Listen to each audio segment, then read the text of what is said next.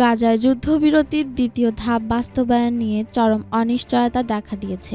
Israel ও ফিলিস্তিনের স্বাধীনতাকামী সংগঠনের মধ্যে নতুন করে উত্তেজনা তৈরি হয়েছে, যা আবারও সংঘর্ষের আশঙ্কা বাড়িয়ে তুলেছে। শনিবার প্রথম ধাপের সমাপ্তির পর ইসরায়েল ও যুক্তরাষ্ট্র বলছে একটি নতুন চুক্তি কার্যকর হয়েছে, কিন্তু ফিলিস্তিনের স্বাধীনতাকামী সংগঠন বলছে ইসরায়েল আগের চুক্তি থেকে সরে আসতে চাইছে এবং এটি প্রতারণা ছাড়া কিছুই নয়।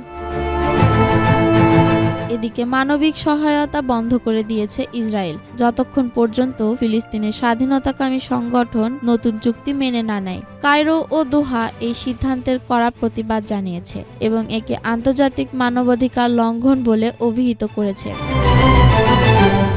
জাতিসংঘের মহাসচিব গুতেরেস গাজার মানবিক সহায়তা পুনরায় চালুর আহ্বান জানিয়েছে। তিনি বলেন, যুদ্ধবিরতি রক্ষা করা জরুরি এবং মানবিক সহায়তা দ্রুত পুনরায় শুরু করতে হবে।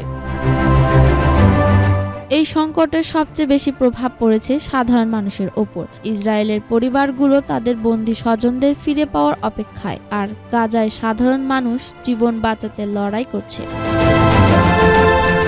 এই অবস্থায় প্রশ্ন রয়েই যাচ্ছে, গাজায় শান্তি ফিরবে নাকি নতুন করে সংঘাত শুরু হবে? আরশিয়া আলম, RCTV।